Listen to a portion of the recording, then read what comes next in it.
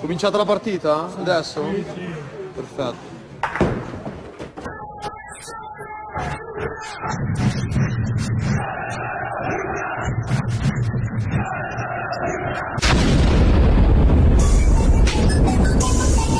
The North Crew. The North Crew.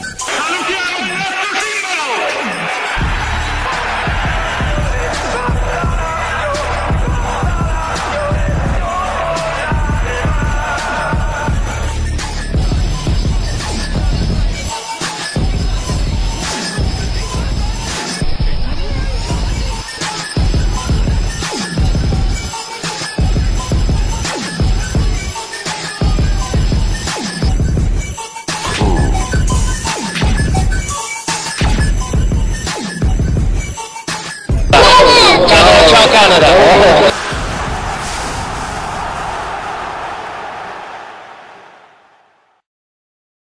The original English-speaking Lazio Roundtable returns for a special Mercato edition. It'll be like a rapid fire under the tight time constraints, so we'll touch briefly on a lot of topics encompassing the first team of Rome, or La Prima Squadra. I'm joined by my UK buddies, all supporting Lazio from the respective corners of the island, and Ireland, of course, as well. Lazio land manager Cathal Caxi Mullen is here. How are you doing, buddy? I'm good, how are you? Mr. Part-time teacher, journalist, full-time Lazio fan, though. Don't be fooled. Scott Ballum has joined with no-nonsense attitude as well. Scott, you there, bud? I am indeed. How's things? You well? Yeah, everything's good so far, as well as my Twitter tweet for tweet, 100% Lazio Ultra, and English Eagle Ben Lowley joins us as well. Benjamin, how's it going, buddy? Very well, my friend. Yourself? Yeah, not too bad. It's truly shaping up to be a special season with the latest results versus Palermo launching us to about 15 matches unbeaten in all competitions. So let's be brief, but everyone's thoughts on the streak and yesterday's results versus Palermo as well. Caxi, go for it, bud. It's difficult to. It's a difficult one because, as you say, we're now 15 games unbeaten. And Palermo's traditionally a very tough place to go to and come away with anything, let alone 3 points. But I think at the same time, there's an expectancy that 3 points is what we should have come home with. But in saying that, there's factors to consider. I mean, the run, for one thing, and that it's important to keep that going. And there's going to be times during any run where you're not going to get the maximum that you feel that you deserve, but also the fact that we have the Coppa Italia semi-final ahead. We had a few key players out, Klose and Conco, and I think having to play without them certainly made our job more difficult. And then there's just pure bad luck with the decision to rule out Flockery's legit goal. But if you think about it, it kind of goes both ways after last week's handball and now this week's offside not called, where it was called, but obviously it stands to be incorrect at this point. Well, sure, I think the handball decision, there was nothing wrong with it. Maybe that's a bit biased, but if it's accidental, it's accidental, and I think in that case it was. It was just harsh, and yeah, from that perspective, I wouldn't complain too much because although the decision may have been legit to award the goal to Flockery last week, and it might have been legit to do so again, it's that rub of luck that we had last week. We just deserted us this week. So it's not really a concern for me. A lot of people seem to be pointing the finger at Pekovic a bit and sort of his change of tactics at half-time. But look, we lost 5-1 there last season, and we're second in the league still, along with Napoli. I don't think there's much to get too up in arms about. Without touching on what happened last year, because that was a completely different Lazio side, Scott, would you agree that there is truly something special happening around the better part of Rome? No, definitely. I think now, like if we look at the sort of the development, say in the last 12 months, we sat yourself, Cathal, Cash was with us, where we were talking this time last year, and we're looking at the league table, attempting to push towards that third place, and saying X, Y, and Z needs to be brought in, whereas realistically now, the team's playing well. Marchetti is just, I think, whilst obviously closest goals are key, and Hernandez is obviously fantastic. Marchetti in goal has just been immense, and I think that's to me seems to be the real that he's found his form and all his clean sheets. That seems to be the key difference. Ben, how did you view yesterday's competition versus Palermo? Well, before the match, I'd have perhaps took a point away in Sicily. It's always a difficult place to go to for a game, but I am disappointed it was just a point because Palermo were poor and it was just a lapse in concentration that cost us, to be honest. But considering Napoli only took a point today as well, I suppose it is just a point gained, and we have to take into consideration that it is 15 matches unbeaten and going into the big match midweek still confident.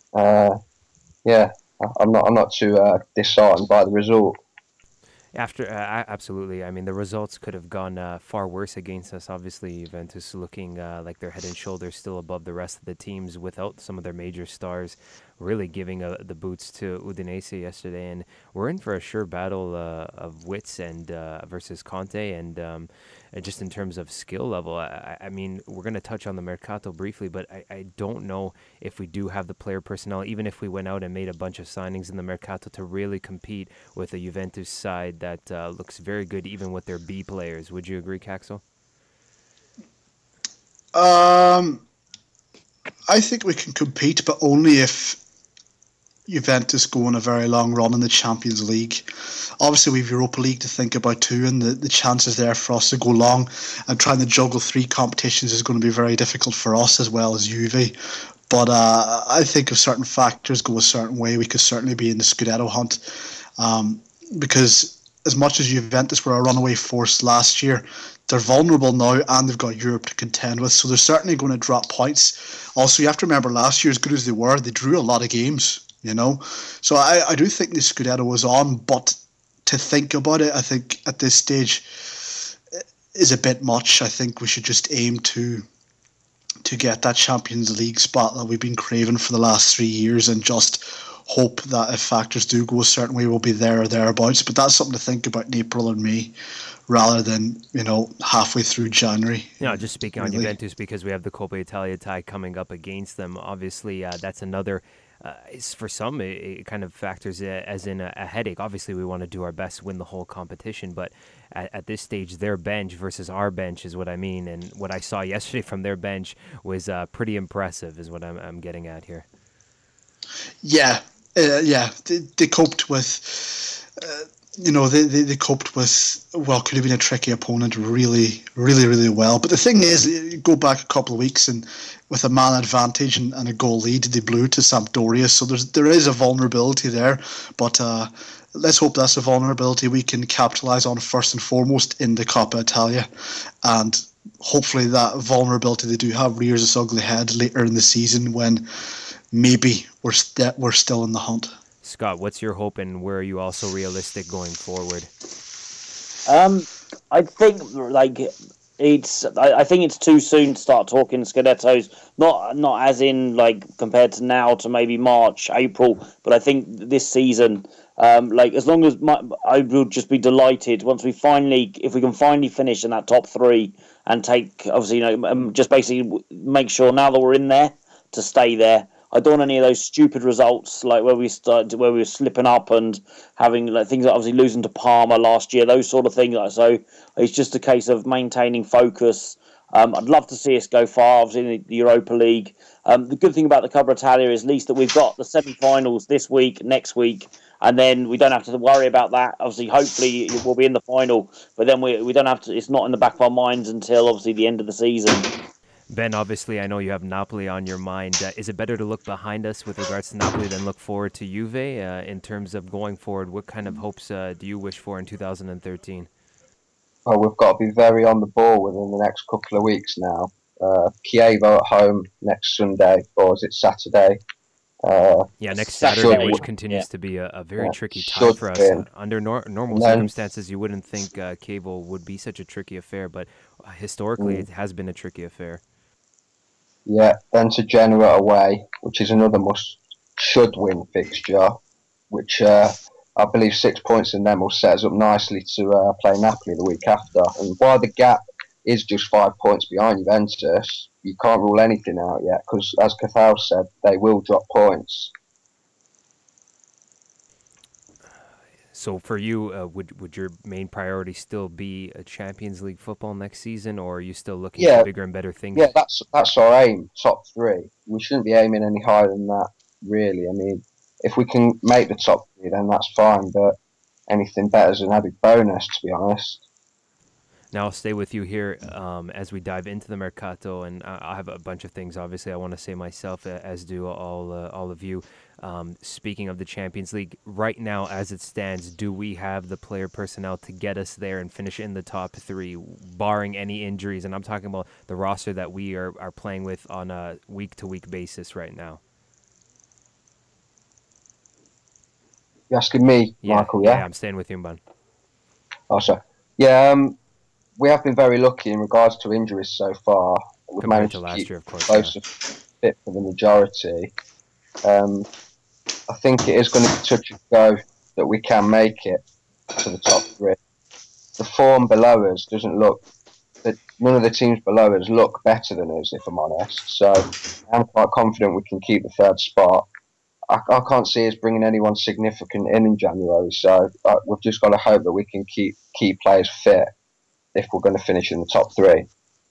I know Cathal has a lot to say on this, but Scott, before he dives into it, do we have the player personnel that's needed to make Champions League football next year, or would you like to see us make a move, or do you even believe we're going to make a move? I think there's a lot of ifs and buts there. I would love us to bring people in, but like I say, I think at the beginning of the January window, I said I'd ideally like to see another defender, a goal-scoring forward, and a midfielder, just one in each area. But realistically, I can't see anybody coming in.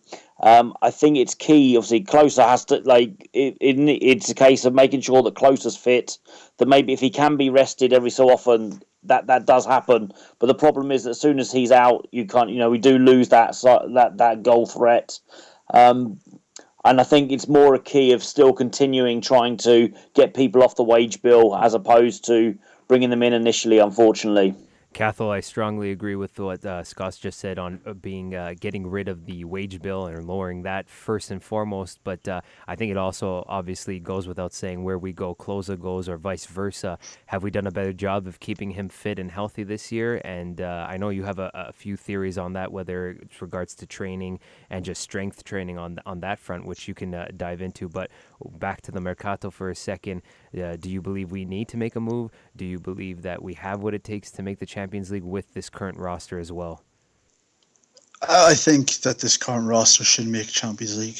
My opinion at the start of the season was that other than Juventus, there's not really anybody that boasts a stronger and stronger squad than us and a squad with more depth. But the problem for us really is that as good as the squad is, we are still in 3 competitions at the minute, so we need depth. But I do think nearly every position we do have players to step in. I think you can make too much of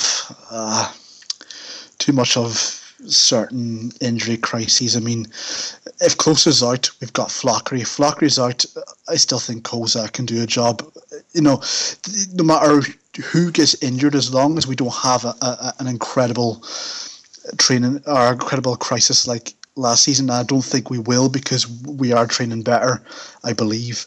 I do think the squad is more than good enough. We were second in the table after the halfway stage, taking away the deduction Napoli incurred joint with them. To be honest, looking at Fiorentina, Milan, Roma, and even Inter, I'm not confident any of those sides are even going to be in the hunt in a couple of months. So I don't think we should be worrying about how much strength we have. I think everybody else should be worrying about strengthening their squads to match us. So I think the way the Mercato will go for us and the way we should approach the Mercato is try and sell what we don't intend on using. And if the opportunity arises to bring in someone of substantial quality for a good price that can make a difference to this team, do it. Well, there's two flips to that. I'm also with the majority in thinking that this personnel, as it stands, should in fact get us into the Champions League. And me and Cathal touched on that back in the summer. We spoke a few times about how really this was back when Antonio Conte was in fact looking like he was going to be banned for 8 to 10 months rather than just the 6 that he served or less. I can't remember exactly how long he was actually out. Probably just enough time to get his hair fixed and all that, enough time on the sidelines. But with regards to the player personnel as it stands right now, I think, yeah, first and foremost, let's lower that wage bill. And I really do believe everything that we do in the Mercato depends on if we can get rid of Zarate, because that's 2 million euros tied up into finances that obviously we're not making back any of that in terms of that. He's not going to be playing. He's already set that pretty clear between him and his agent. He's going to go be the shepherd of the Formello, and it's actually very disgusting if you think about it, how honest he's being with regards to that. Obviously, we don't know the who, what, where, and whys about everything, but in terms of that, I think where he goes, we also go in terms of signing anybody with quality.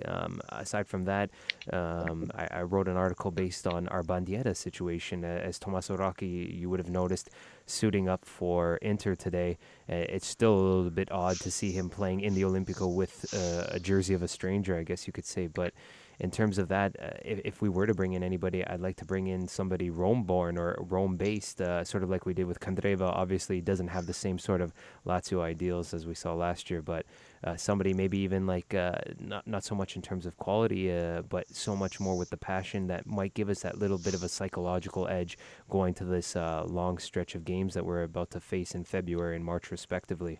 Anybody else is more than welcome to counter my arguments there. Go for it, whoever wants to jump in. Yeah, the way I interpret the striker situation, I would interpret that based on a few things I've read and heard and from reliable enough sources. I'm under the impression that when Pekovic joined the Lazio project, if you can call it that, he asked for a striker. That's the impression I've got. I also am aware that in pre-season he said he felt he had 2 strikers too many for him to contend with in the camp. Rocky's now gone. Whatever sentimentalism we want to hold for him is up to ourselves, but he's gone now, I think it's safe to say. And I think that's half the problem solved. The second half of the problem is clearly Zarate. And if we get rid of him, I think the opportunity is there to bring in a striker. If we don't, I don't think that opportunity arises because we're tied down with his wages. So I hope we come to some sort of solution with that. But I was noticing an interview with Liverani out there during the week. I don't know if any of you guys read it, that he was suggesting that if we do bring anyone in, they have to have considerable quality. But if it was him, he would spend 10 to 15 million on the next closer. And I kind of agree with him. I don't see the point in bringing in someone who we can develop. Certain players like Immobile was suggested. What's the point? I don't think these guys are proven yet in Serie A.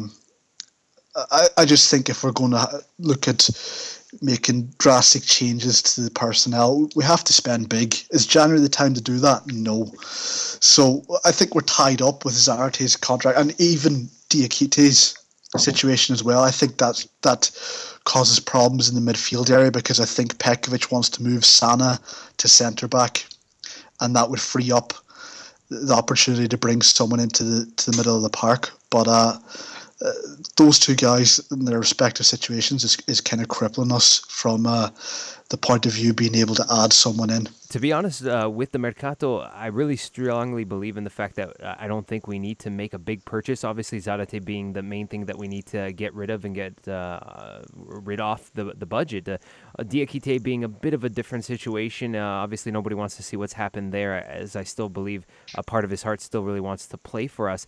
The other X factor, or more of a question mark than anything, is the injury to Ederson, and I believe that is the depth that we're looking for. Once he becomes healthy again, I don't think we need to make that major purchase. Like I was mentioning, it just more along the lines of maybe a Pinzi from Udinese or a plug player that can rejuvenate the squad when we need them long stretches of the season. Ben, how do you feel about how the Mercato is shaping up, and where would you like to see us improve most? Well, I think firstly they're being very careful as to who they bring in, because obviously, as said before, they don't want to upset, which is such a together group at the minute. That's why they're outing, I think, Zarate, and I think they're trying to be very careful as to who they bring in. It has to be a very good, very nice person by the sounds of it. But I would like to see a young, a young closer, like somebody we can integrate into the team slowly, who's going to score goals for us. It needs to be well researched, and we can't just jump to somebody like him over there. Who, I don't think we should be going for somebody like that, but I think we should invest for the future as well. So it has to be well thought out. So you don't think? As said before, I think we need to rid of a lot of players first before we can move in the market. Not to cut you off, but you don't believe that Flokeri has the characteristics to fill in for Klose on a part-time basis? I do, but I don't think he's the out-and-out striker we're looking for. He's excellent. I love Flokeri, but he's better when playing with another striker, I think. He's not. I don't think he's got the goals in him to keep us going all season. I think we need somebody who... Flokeri plays better when he's playing off somebody, in my opinion. So would you either, because that's an easy fixable thing. It's all up to Petkovic there. If he reintroduces a Klose Flokeri tandem, do you think he excels better, Flokeri, than what he's shown already? Yeah, I really do. The running he does is a bit like Rocky used to give us. He creates a lot of space for another striker. His work rate, as seen against Catania as well. He made the assist. He was brilliant. I think he's a lot better playing off another striker as well, to be honest. Well, Scott, do we have any fine-tuning that we have to do as we get set for the business end of the season? It's I must admit, like when with St. where you started off, obviously talking about Edison, he's obviously I thought obviously he started slowly when he first came in, but he seemed to be building that groove and started to look like he was obviously the player that he obviously was pre-injuries at Lyon. So again, if he can come back fit, it will be obviously like a new signing. But I don't think that they're actually. I don't think like formation wise, I can't see. I think Petkovic obviously likes playing with obviously just having the one striker. So unfortunately, I can't see him reverting to more of a two. But as for Flokeri, I think he does a great. To be honest, I think Flokeri does do a great job. But I do think I would like to see another striker who has got an eye for a goal. But as you said, like January's not the time to be buying that sort of player. It's more the teams that are struggling. Do you find that are generally the ones that have to go out and spend a little bit more for a striker? So I think we are better off waiting until the summer. You're absolutely right. You're always going to overpay in January, but I think personally, what hasn't been touched on is the fact that it's pretty much set in stone now that Diakite will be leaving for free in the summer. So all of a sudden, we should have our eye on another defender. But Cathal, you said that maybe Petkovic wants to bring Sana into the back, and we better find space for that Sana because he's making 1.7 million euros a year. Yeah, and that's problematic. I'm not a fan of Sana as a defensive midfielder. I was never a fan of this signing. The simple reason being he's looked finished in that role for 2 or 3 seasons before he came here. I just don't think his body's up to him throwing himself into challenges all the time. I think if you play him as a defensive midfielder regular for another 2 or 3 seasons, it's going to get to the point where he can't get on the pitch because his body's not up to it. So I think that move is a wise move, should it happen, and I do believe it will. And I think once it does, then you have to find a backup for Ledesma and Gonzalez. So Sana doesn't suffice. And Onazi, he's currently, I believe, at the Cup of Nations, African Cup of Nations. So until March, probably, by the time he comes back and is 100%, we're probably a bit short in that area. So I wouldn't be surprised if a defensive midfielder is added in this Mercato more than anything else. But I think if the club feel they can cover that situation, they will try to. The obvious candidate seems to be Kuzmanovic, who Tari's been following for years, who he seems to have regular contact with, and he knows the market well. He's got experience in Serie A. That seems to be the obvious choice, considering his contract is also up in the summer. It's just a question of whether the club decide he's needed now or in the summer, or if a better alternative becomes available. I think that's a likely signing. If you're looking at one signing in this Mercato, I think that's where the club will go.